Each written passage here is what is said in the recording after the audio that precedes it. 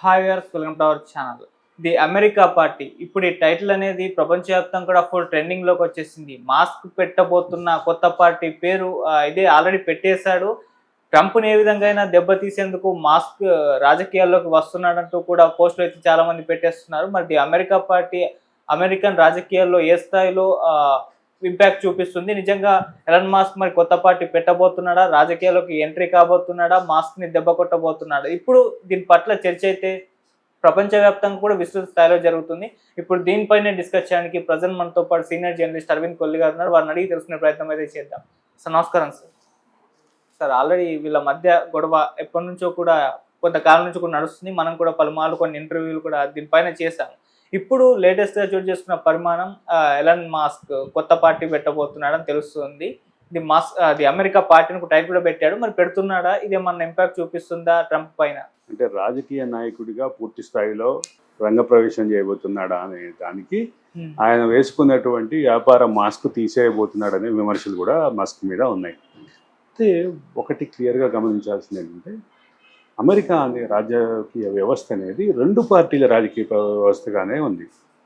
ఒకటి డెమోక్రట్లు, వాళ్ళు సరళీకృతమైనటువంటి విధానాలు అవలంబించేటటువంటి వాళ్ళు.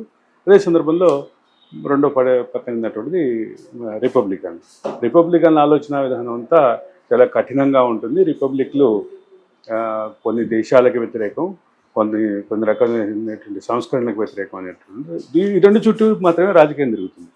మూడో రాజకీయ పార్టీ అనేటటువంటిది ఇటీవల కాలంలో అంటే ఎప్పుడైతే రిపబ్లికన్ పార్టీలోనే అంతర్గతంగా కొంత ఇబ్బందికరమైనటువంటి పరిస్థితి వచ్చినప్పుడు, గత ఎన్నికల్లో ఓడిపోయిన తర్వాత ఏదైతే పరిస్థితి వచ్చిందో, ఆ పరిస్థితి వచ్చిన తర్వాత అంటే ట్రంపే కొత్త పార్టీ పెడతాడనే ఊహాగానాలు అయితే జరిగినాయి. అంతవరకు నిజం. ఊహాగానాలు జరిగినప్పటికీ అమెరికా రాజకీయ చట్టంలో రెండో పార్టీ ఏర్పాటు చేయటం, ఆ రెండో పార్టీ పూర్తిగా ఎస్టాబ్లిష్ అవ్వటం చాలా కష్టమైనటువంటి పని అనేది అందరూ బాగా నమ్ముకున్నటువంటి ఒక బలమైనటువంటి అభిప్రాయం. అమెరికా రాజకీయ వ్యవస్థలో అధికారం ఎన్నిక ప్రత్యక్షమైనప్పటికీ స్థానికంగా ప్రీమియర్లో జరిగే ఎన్నికలు కానీ, స్థానికంగా గవర్నర్ల కోసం జరిగే ఎన్నికలు కానీ, సెనేటర్ల కోసం జరిగే ఎన్నికలు కానీ, కాంగ్రెస్ కోసం జరిగే ఎన్నికలు కానీ, ఇవన్నీ కూడా సిస్టమేటిక్గా ఉంటాయి. వీటన్నిటినీ కలిపి రాజకీయమైనటువంటి ఆధిపత్యం చెలాయించేటటువంటి పరిస్థితి రాజకీయ పార్టీకి ఉండాలి.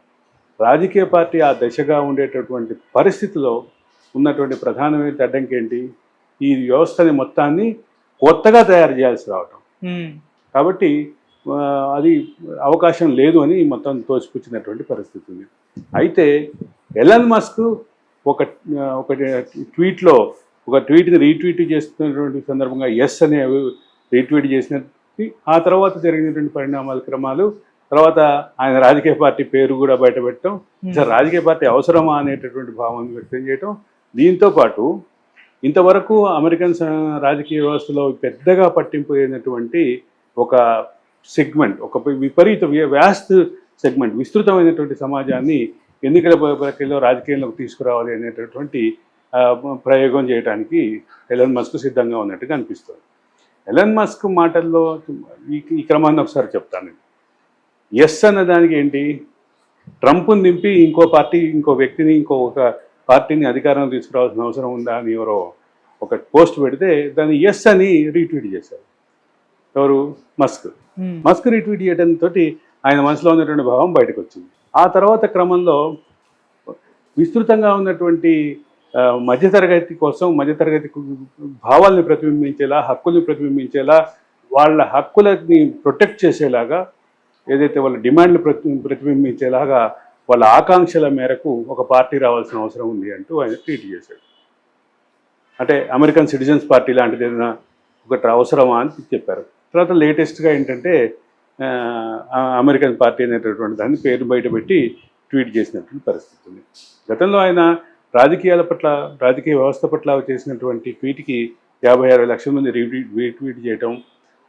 రెండోది ఒక ఆసక్తికరమైనటువంటి, ఒక ఉత్సాహమైనటువంటి అంశంగా అనిపిస్తుంది. అదే సందర్భంలో మస్క్ లైన్ ఎటు వెళ్తుంది, మస్క్ యొక్క ఆలోచన విధానం ఎటు వెళ్తుంది అనేటటువంటి ఉత్సుకత మొత్తం సమాజంలో, అమెరికన్ సమాజంలో ఉంది. ఈ నేపథ్యంలో ఒకసారి అమెరికన్ నెంబర్ గేమ్ని మస్క్ పాత్ర ఎంట్రీ మొత్తాన్ని మార్చేయగలుగుతుందా అనేటటువంటి చర్చ కూడా బయలుదేరిందని చెప్పక తప్పదు. ఓకే, అంటే ఇది ఇప్పుడు అమెరికన్ రాజకీయాలపైన ఎటువంటి ప్రభావం చూపిస్తుంది, మరి దీన్ని ట్రంప్ ఏ విధంగా కౌంటర్ చేసే అవకాశం ఉంది సార్? అసలు ట్రంప్ మాత్రమే కాదు, డెమోక్రట్లు కూడా దీన్ని ఎట్లా కౌంటర్ చేస్తారనేది ఆసక్తికరమైనటువంటి అంశం. ఎందుకంటే కొన్ని బలమైనటువంటి రాష్ట్రాల్లో అంటే ప్రభావశీలమైనటువంటి రాష్ట్రాల్లో బలంగా ఉన్నటువంటి పార్టీ డెమోక్రాట్లు. అదే సందర్భంలో రిపబ్లికన్లు కూడా అదే దారిలో ఉన్నారు.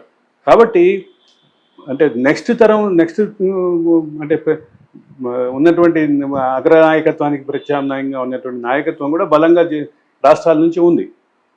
ఈ నేపథ్యంలో ఇది ఏ డైరెక్షన్లో వెళ్తుంది అనేది ఖచ్చితంగా ఆసక్తిదాయకంగా ఎదురు చూసినట్టు పని అని చెప్పక తప్పదు.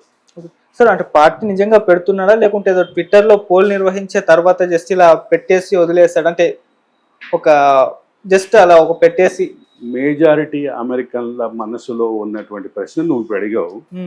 మేజారిటీ అమెరికన్ల లాగానే నేను కూడా ట్రంప్ యొక్క ట్వీట్లకి ట్రంప్ మనసులో ఉన్నటువంటి భావాలను బయటకు చెప్పే దానికోసం వెయిట్ చేస్తున్నా. అంతకంటే దాని గురించి ఇంకేం చెప్పలేం. ఎందుకంటే ఒక క్లారిటీ లేదు మనకి. అమెరికన్ సమాజంలో, అమెరికన్ రాజకీయ వర్గాల్లో దీని మీద క్లారిటీ లేదు. భారతదేశంలో ఏదో మూల కూర్చొని అమెరికా రాజకీయాలను కూడా పరిశీలించే మనలాంటి వాళ్ళకి ఇంకా మరింత క్లారిటీ వచ్చే వరకు వెయిట్ చేయటం తప్ప దీనికి పరిష్కారం లేదు. Okay sir, thank you so much.